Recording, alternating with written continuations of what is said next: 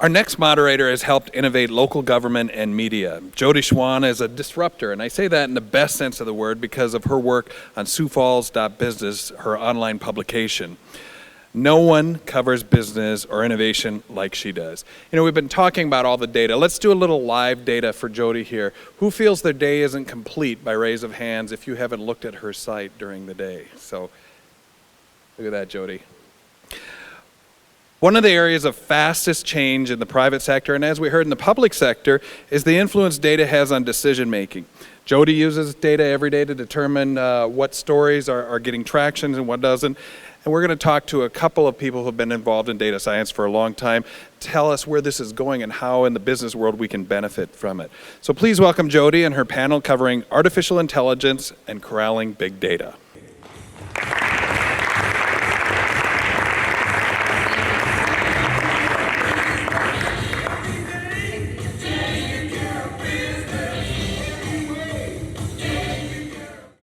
Good morning, everyone, and thanks for the wonderful introduction. Thanks to all of you for reading. That just makes my day, so I appreciate it. And I'm really looking forward to this conversation. I know both of our panelists well, extremely talented individuals with lots of great knowledge to share with all of us. So their bios are, I believe, in your program. I'm not going to read those in any great detail because I want to get right to the heart of the program. But welcome Ryan Swanstrom and Matt Paulsen to the panel, and thank you both for agreeing to be here with us today. You know, Vernon talked about the use of data. I like to say that in my world, the digital media world, I start every day at 0. And that's the number of reads that my content receives, right, as of midnight. And so every day I am continually, sometimes hourly, watching my analytics and looking at what gains traction and what gains engagement and trying my best to learn from that, which, as we all know, is not an exact science. To me, it actually feels more like a blend of art and science. And I use data in many other ways. I also see businesses increasingly trying to wrap their arms around this, get their heads around this. They know it's important, they know it's critical to growing their industries, to reaching their target audiences, but the trick is multifold, it seems like. How do you corral all of that data, and then what do you do with it? These two guys know a lot about that, so I am anxious to pick their brains a little bit today, as well as delve into the world of artificial intelligence, or AI, which I know even less about, other than I know it's going to be critical to all of us in the years ahead. So I'm going to start with just some personal introductions. Both of our panelists are South Dakotans. Ryan is from Yankton, I believe, right? And Matt is from Mitchell, right? So just tell us briefly about yourselves, if you could, to get started, and mostly about your businesses and what they do. All right, I'm Ryan Swanstrom. This is on. You guys can't see up here, but there's a timer counting down right in front of us. Something. Anyhow, my name is Ryan Swanstrom. I grew up in Yankton. I spent probably the first 10 to 12 years of my career being a software engineer. Around 2012, I decided to switch myself over to data science. And I finished up my PhD in 2015. I went to work at Microsoft, and I traveled around the country teaching people how to use data science to solve business problems. And in 2017, through a couple of the connections I made, a friend of mine who had moved out to Seattle said, hey, I work for this consulting company called Unify Consulting. And they work with Microsoft and Amazon, all these big companies, Costco, Uber, these companies we've heard of. And they need to hire some data science folks and some software developers. And they can't hire these people in Seattle. There's just too many other places to work. Do you think we could open an office in Sioux Falls and hire people to work remotely? And I said, well, let's find out. So that's kind of the story of how Unify Consulting. So in 2017, I joined Unify Consulting, and we got an office out at Zeal, and we started hiring some people in Sioux Falls. And all the work they do is remote work for San Francisco and Seattle-based companies, but there are about 15 people in Sioux Falls who work for Microsoft and Amazon and T-Mobile and Starbucks, doing really cool artificial intelligence, data science type of problems for them. fast forward, I guess, to a week ago, just a week ago, I no longer work for Unify. I decided to leave because one of the things over the last 4 or 5 years, I've had a number of conversations with people in Sioux Falls about how do you use data and how are you going to use data in your business. And I've had local people ask me, I hear about this data science, I hear about artificial intelligence, I don't know what to do. And so I decided that I was going to start a company, Swanstrom Analytics, that helps companies deal with that and set a strategy for how do you go from the question where you say, I have data and I don't know what to do, how do you start doing something and start making decisions that can grow your business or make your business more efficient. So that's the background on me. I said I grew up in Yankton. I have a PhD from SDSU, so I'm a proud South Dakotan. I kind of wanted to wear my SDSU sweatshirt today, but I decided to go with this instead. Okay. Hey everyone, Matt Paulsen here. I grew up in Mitchell, computer science degree from Dakota State.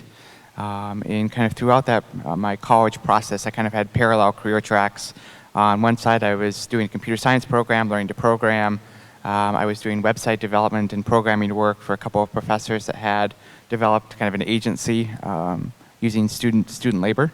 And then on the other side, I had a personal finance and investing blog that I was kind of doing as a side hustle and a hobby and growing that. And those two kind of parallel career paths merged in about 2011 when I got an idea to make the company that is now MarketBeat by merging kind of my skill set in technology with also the interest in personal finance and investing. And what was really kind of our claim to fame with data is that we were the first company to use natural language generation technology to create content in the finance space. So what that means is, say when a company announces their quarterly earnings, they have to file a report with the SEC called a 10Q, and we can take all of the data in there and create a human, an article for a human to read based off that earnings report that reads very similar to what a reporter would write if they were writing about that company's earnings. So if there are, say, 500 companies in the S&P 500 that a lot of investors care about, probably about 5,000 publicly traded companies in the United States. Every quarter, we can now write an article for each company's quarterly earnings without having to have a human reporter write that article.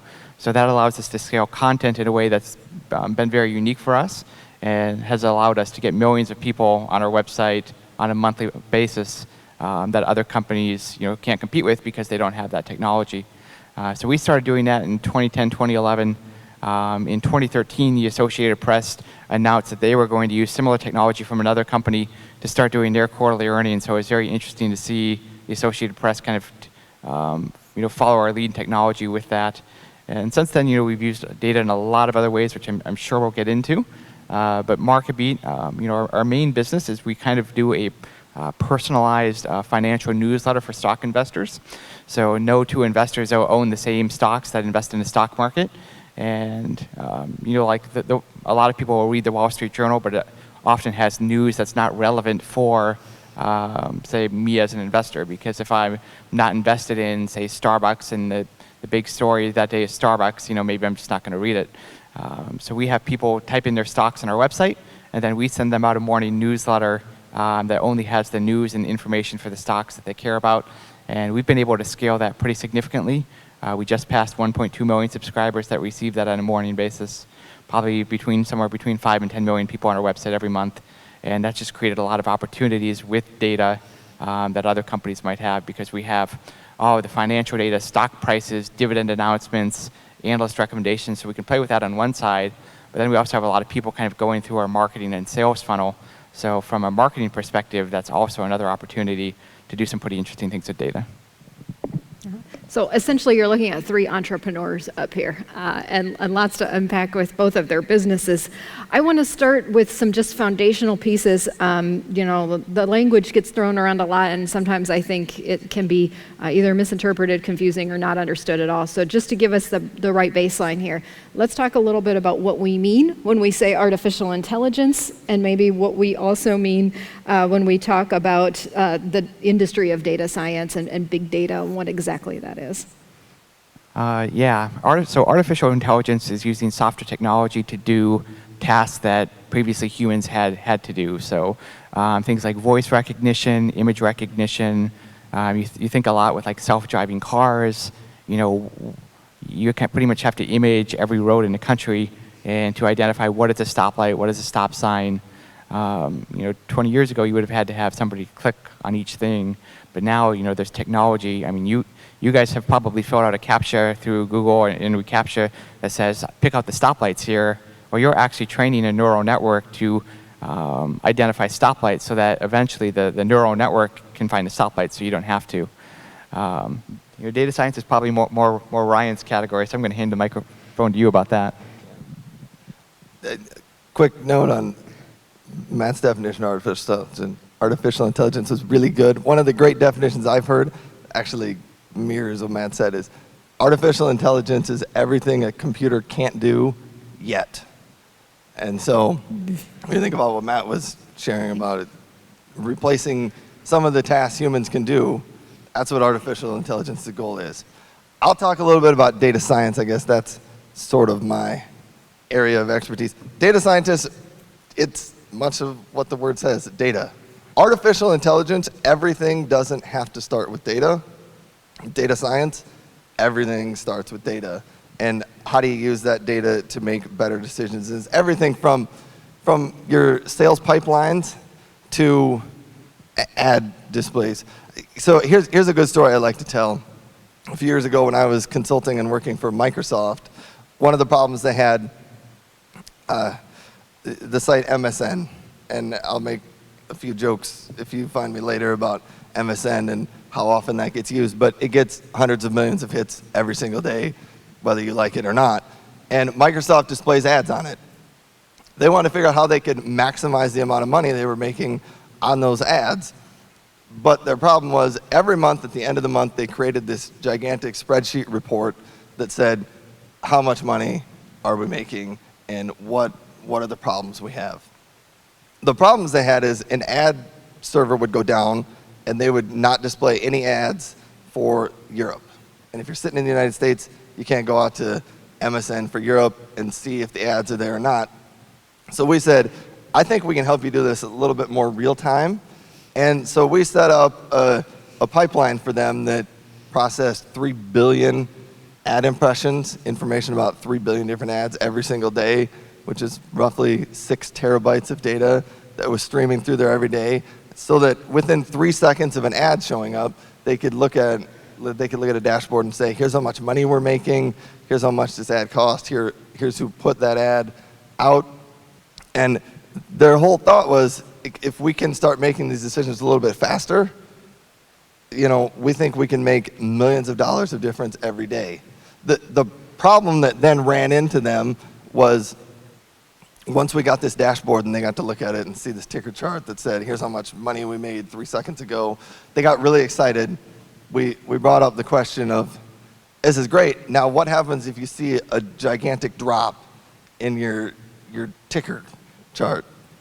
And one of the guys we're working with, he said, oh, we'll just call a meeting. I said, who are you going to call a meeting with?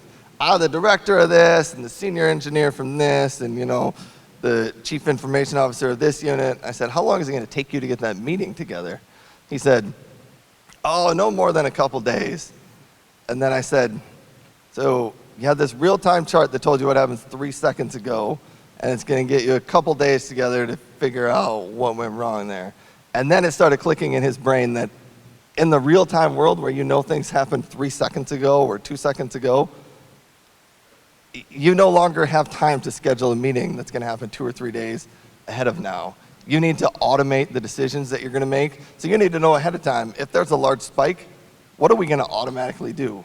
Are we going to, we need to send a message to the operations person in whatever unit or whatever geographical location where they are no longer displaying ads. We need to know ahead of time what are the actions that you're going to take and how are you going to proceed with that. And so that's one of the big things I like to talk about is real-time analytics, because I don't think people spend near enough time on the change in mindset that needs to occur when you're starting to talk about real-time and things happening right now. I'll talk to both of you about your teams. You both lead teams or have of people who work in this industry. I don't even know if there's a uniform title or what we even call. I suppose there are a variety of jobs from data scientists to analysts to engineers. But maybe talk to me a little bit about your people, the skills that they have, and how difficult it was to either find them or train them up. Yeah, hiring technology talent is incredibly difficult right now. There's an article about it in New York Leader earlier this year. It is just impossible to find tech talent because everybody that's good has a job. So at MarketBeat, we have 7 people on our team, and 4 of us are programmers. So for a financial company that produces software, the majority of our people are technology talent. And about a year ago, I found myself in a place where I just needed more technology talent on the team that I didn't have. And I tried to hire. I'd looked for people to hire. I'd looked for students, and I couldn't quite find anybody that had the intellectual heft and kind of experience that I needed to deal with just the vast amount of data we ingest every day. It wasn't until I had heard a company called Bright Planet that was led by a guy named Will Bushy and another guy named Ryan Kwam. They told me they were going to wind down operations and kind of go find something else to do. So I said, why don't you guys come work for me? I'll pay you the same, whatever you're making before, and you can move over to MarketBeat without a beat. And it took another company shutting down for me to find the tech talent that I needed. And it just really is that difficult to find, database people, software people, and in Ryan's category of data science, there are even fewer of them, and the people that you need just don't exist. You can go to Dakota State and hire graduates, and there just aren't nearly, we need 3 or 4 times as many graduates out of DSU that there are today just to fill all of the need that's there. And Dr. Griffiths can certainly tell us about that. But for skill sets, Will Bushy is kind of, we don't really do job titles because it's 7 people and it's not a big need to do that. But he does a lot with our the data that we come in. We have big data quality issues. So you think you're going to get information. We buy 60 different data sources every month to use on our website and in our content. The data doesn't always agree with each other. So we have to figure out, say, if 3 data sources report, say, Microsoft announced earnings of 40 cents per share or whatever, which one of those is right, because they almost never agree with each other. So that's kind of a challenge that Will kind of digs into. And then Ryan is kind of a back-end software developer, so he does all the stuff behind the scenes. And then Rebecca McKeever works for me. She's kind of the front-end side in terms of the design and the programming. So a lot of tech talent, and we need more of it. And I don't know where it's going to come from, but it's an industry problem, especially in our community. Different job titles. First, I want to start off with a commercial for the South Dakota universities. So one of the things I did while I was preparing for this, I sent Dr. Cogswell, he's the head of the math department up at SDSU. SDSU for almost 15 years now has been running a PhD program in computational science and statistics. Lots of people in the area don't know that, but they were one of the first PhD level programs to do a PhD program data science specific. And so that's kind of a neat thing. They also have a master's degree in data science now. They've been doing master's degree in statistics and mathematics for years. So SDSU's been doing some great things. DSU offers a master's degree in analytics, and a lot of that they do online, plus they have an on-site component of it. And USD down in Vermillion, through their business school, which is a great business school, by the way, but they have a large analytics component in their MBA program. And so the schools around here are producing, at least from a data science perspective, the types of people that we need to have and that we need to keep around South Dakota. So one of the things I emailed and asked SDSU was, I said, what percentage of your students actually stay in the state after they graduate and what percentage of them leave? And Dr. Cogswell said, it doesn't really matter how you slice it, at least a third of our students every year go elsewhere, and they go to the Twin Cities, they go out to the East Coast, or they go to the West Coast to do these jobs. And it's usually because there are interesting problems and neat draws from working for the companies out on the coast and some of those bigger companies that solve different types of problems. Like, there's no Microsoft in Sioux Falls, but so people leave to go there. One of the things, Sioux Falls is now getting to a point where I think we're going to start keeping more of that talent because we are starting to solve more of those problems. Even the city of Sioux Falls is now, hiring data science type positions and starting to work on that stuff. So I think the schools in the state are doing a really good job. As far as the roles that fit into the world of data science, one of the things data scientists say and people in the data science world say is data scientist is a job title that covers so many different things that it can be difficult to say one data scientist doesn't always do the same thing as another data scientist does. And you could probably say that for a number of jobs, but data scientist is one of the hot job titles that they talk about every year. It makes it on the list all over the internet of best jobs to have in the world. And a couple of other types of roles, especially that Unify fills, software developers. We don't have tons of them in South Dakota, but we have some, and the ones that we do have are good. And you just have to find them. It's like Matt was saying there, some of them are out there, they're hard to find. And like a little bit of Matt's story is like when those people leave, like when Bright Planet shut down, Matt really quickly scooped those people up because people like that don't come around and aren't freely available all the time. So sometimes you just got to get them when the opportunity is right. I believe no matter what your industry, people still seek a sense of community. They want to know that they're in a place where they can be surrounded with other people who think and act maybe like they do. And I remember talking to Ryan more than a year ago about this growing data science community in Sioux Falls. And I remember they met at Pizza Ranch, like occasionally. I don't know if this still happens, but I mean, is this kind of community being fostered? Is it being cultivated? Is there more that we need to be offering as a community to give those like-minded people, a sense that they belong here and they can grow here and they can develop here? Yeah, interesting you bring that up. Yeah, we still meet quarterly, so we meet 4 times a year. Okay. One of the things I created, I have been growing a Sioux Falls data science community.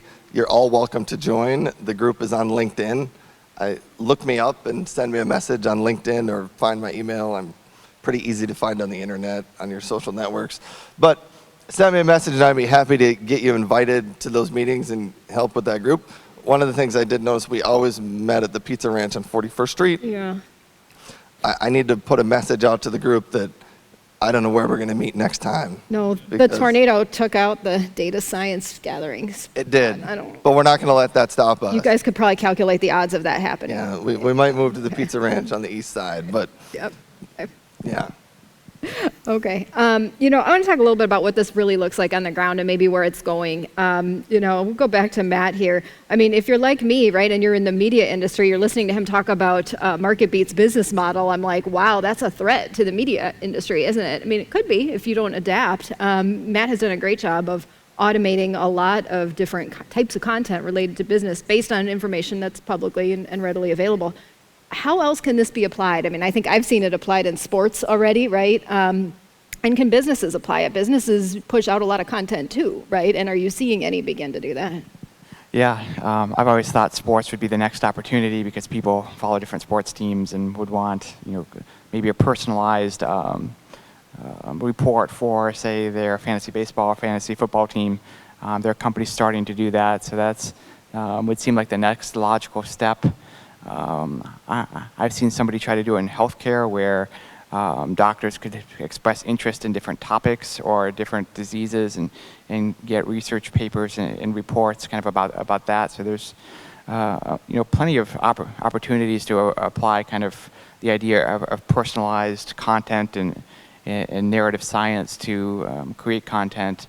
I mean, in many industries, it tends to have to be an industry where there's a large volume of information and content and news, and also a good way to categorize that news based off any number of tags that you might be interested in tagging. One of the more memorable anecdotes that Ryan shared with me, I remember, involved retail. And it was this, you think about retailers gathering all kinds of information about you as you check out, right? And so the obvious thing to look at would be, well, what are you buying? And then maybe we can go back and target you with an offer to come buy that same product again.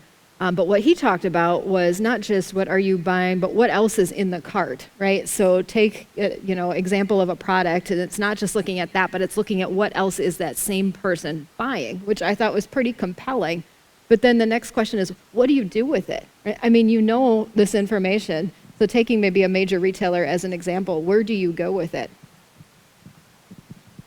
All right, here's a story that's probably about 9 years old. Comes from Target. So 9 years ago, there was this guy, he went out and he checked his mail, and he got a flyer from Target addressed to his daughter. He had a teenage daughter, and it had some ads on it for like baby rattles and diapers, and he was really upset. So he took this flyer and he took it right into his Target store. And he found a manager in Target and started chewing them out. How dare you send this stuff to my teenage daughter, encouraging her to, start thinking about babies and having a baby. And the manager at Target was very apologetic and apologized. And quite honestly, the manager had no idea why these flyers are sent out. Your local Target manager does not coordinate what flyers get sent out to all of Target's customers. He was very apologetic, and he apologized, and he just said, I'm sorry, I will try not to do that.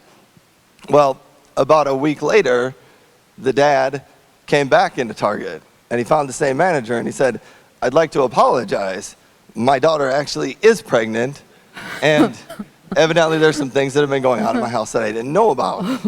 And here's where this story comes in, because Target, being a large retailer, and some of you can probably associate with this, at some point in your life, you never shopped at Target. And at some point in your life, you started shopping at Target. And for a lot of people, that is when you have kids. And Target figured this out. There are a couple times in people's lives where they really switched their purchasing habits. When you're a little kid, you go to the same stores, wherever your mom and dad take you. When you get married and move to a new city, or just move to a new city, you shop different places. Target identified when people have children, they change their buying habits because you start buying different things. And so Target started to collect all the data that they had, and they have a baby register that you can look at and register for people to come buy you presents for your baby shower. But what they realized is they can start tying in buying patterns of who set up that baby register with what did they buy previously to doing that. And what they determined by looking at this data is that they got very, very good at predicting when a woman was pregnant and when her due date was. Actually, they could predict your due date based off of, within just a couple of weeks, just based off your purchasing habits. One of the big things that they identified is, it's not like, what are the obvious things you think of if you want to predict whether someone's pregnant, and did they buy a pregnancy test? That's actually not the best predictor. The best predictor Target found was, did someone buy a very large bottle of unscented lotion? Because at some point, women's stomachs start to expand and they start to put lotion on their stomachs, and it's usually unscented, and it's typically something that a person hasn't bought before. They get to that point. And I've never been pregnant, so I don't totally understand that situation, but it was one of those things that Target found that we can identify that, and we can start using data to track this stuff, and we can change a person's buying habits. The change Target had to make was, people don't like being surprised, so they don't like getting the flyer that's all baby stuff. People like to get the flyer from Target, but Target realized we can't be overly pushing on this issue. We have to send you a flyer that includes some lawnmowers on sale and some fertilizer and some household goods and some baby items. So there's a little bit of mindset shifts that came along with the marketing that followed some of the data science practices that were there. I'll go back to Matt now, who, I mean, to achieve more than 1 million subscribers is just a phenomenal accomplishment. So let's start with that. Because of that, you now are collecting, I imagine, a lot of data. So from your own business standpoint, what are you doing with it? How are you beginning to analyze it? Yeah, so a lot of it is, we can track our user behavior in terms of what kind of ads they click on, what emails they engage with, what pages on our website they engage with, and also what stocks they follow. So we can see real trends in the market based off people adding specific stocks to their watch list. So, there's a possibility that if everybody is adding Starbucks to their watch list on MarketBeat, either MarketBeat has just gone up already or it's about to go up, and I guess I haven't really delved in to see which one of those is the case, but you can see a lot of trends in terms of what industries are hot, what stocks are hot, based off user behavior. So that's kind of one thing. And then also just in terms of personalization of ads, like I know that one thing that tends to be has been hot in the last year is information about Canadian marijuana stocks. Like everybody is writing about that topic in our industry, not because they see it as kind of the next big industry where there's an opportunity for profit.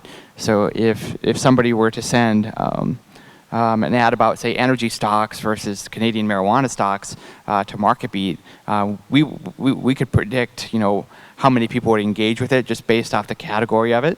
And then, say, when Ryan, clicks on an ad for an energy stock or an agriculture stock, a few times, we know that Ryan is probably interested in agriculture stocks, so we can say, hey, you're following these other ag stocks, maybe you want to follow Monsanto as well. So there's just a lot of opportunities there. It's almost like where do you start, I suspect. I'll turn it over to Nikki in the audience now for anyone who has questions. Could you maybe just kind of talk about the difference between artificial intelligence and machine learning, and is there anything going on in Sioux Falls in the area of machine learning? All right. Machine learning is one tool within the world of artificial intelligence and data science. Here, I will distinguish the difference between artificial intelligence and data science.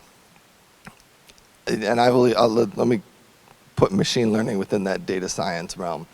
Machine learning, you have to start with a collection of data that you can train and look at historical patterns of. So you look at all this old sales data that you have and you say, what are the patterns we can find within that data that tells us, who's buying what and how much are they buying. Artificial intelligence doesn't necessarily start that way. It doesn't always start that way. It can start that way, but what artificial intelligence does is it doesn't always have to start with a large collection of data to begin with. You can just start and make decisions and adjust as you go along, kind of thinking like, as a human when you're a child, there's not a whole lot of data that you start with. I mean, you get overwhelmed with everything is new when you're a little kid, but you learn how to climb the stairs. Nobody gave you a spreadsheet that says, here's 400,000 steps that other little children took. Can you look through those and figure out how you can put your foot on the first step to get up the stairs? So that would be my difference between artificial intelligence and data science. And machine learning I would classify as a tool, one of the tools that you can use within the world of data science. Yes, there's machine learning going on in Sioux Falls. One of our early hires at Unify did some machine learning to predict prices of cars and how long. So if you were a car dealer, he used some machine learning to predict which car should you buy to put on your lot based on how long it's going to stay on your lot. Because when you sell cars, it's to your advantage to not have the car more than 30 days. Because I guess after 30 days, you have to pay license and registration fee for the cars on your lot. But if it's less than 30 days, you don't. And so he built a machine learning algorithm to predict how long would this car sit on your lot. So that's an example. Plus, Unify does a whole number of things with, they actually do a lot of media prediction, one of the big problems they currently have going on is looking through old magazine articles and old news reports and figuring out what information can we pull out of that. So if you look at, the government's really good at this. When they want to release a lot of data that on some person who maybe is getting in legal trouble, or if they just want to release a lot of data, what they do is they just put the data in a big box and set it out. And they intentionally do this so that it's hard to analyze. And so one of the problems Unify was working to solve is, how do we scan all those in, pull out all the text in there, pull out all the images, and start making connections of what data is in there, what's important and what's not. And so there's a ton of machine learning in there, because it's, how do you know what's an article in that versus what's not?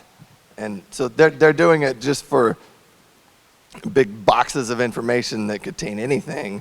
Plus they're using the same technology to go digitize magazines. Because magazines had this whole problem. In 1920, there were magazines that published things, but they didn't digitize, nothing was digitized back then. So going back now and reading all those old articles and digitizing them and pulling the information out of those. I'll take one more question.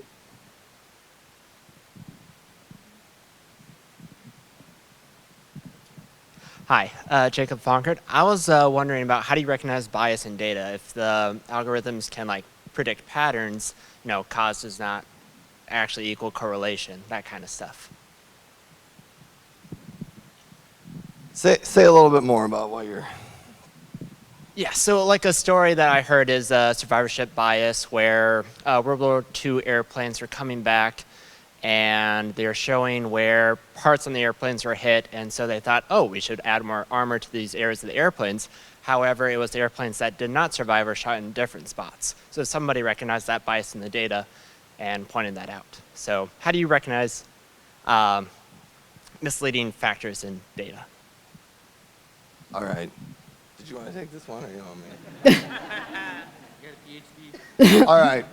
The story you referenced is really good, and I'm going to tell it to everyone here. So in World War II, they flew bombing missions out of somewhere in the UK. I don't remember the actual spot, but they flew bombing missions, and the planes that would come back, somebody had the brilliant idea. They said, let's start analyzing these planes when they land, and let's see where their bullet holes are to see where the planes are getting shot.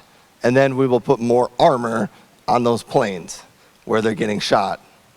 And so they did this great idea, and they put more armor on there until somebody came up to them and they said, no, I think you're doing this wrong, because what you're really tracking is where can the planes get shot and still make it back to the UK. You're not tracking where did the planes get shot and they can't make it back to the UK. So that's an example of bias, and it is very hard to detect. It requires an extreme understanding of the business problem, or in the case of the airplane problem you are trying to solve. And a couple of other cases and areas where bias comes up. Facial recognition technology works really well for white people. People of different races, it struggles with, and that's because a lot of the algorithms, the early algorithms that were trained on data sets of white people.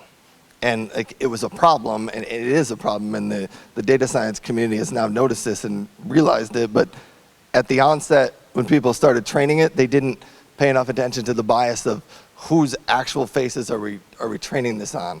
And so I've done a little bit of work with a medical company who is, testing for certain ailments and looking at their data set, and one of the things I identified from their data set is all your data set comes from people in South Dakota. And if you look around the room, South Dakota is not the most ethnically diverse place in the country, or in the world for that matter. And I said, so you have to remember, as you're building this, you can test and you can train and you can analyze the data based on the data from South Dakota that you have. But if you really want to build something that is globally applicable, you have to expand your data set so that you can get away from those bias issues. So there aren't really great algorithmic ways to test whether something is biased. It is understanding your problem and knowing what steps do you take so that you can eliminate that. And so does that help? Right. Thank you both. Just great information. And I would just say, too, these two are fantastic about answering questions, so don't hesitate. I'm sure they would agree to approach them if you do have additional things you're wondering about. Please help me thank them, and we'll move on with the rest of the program.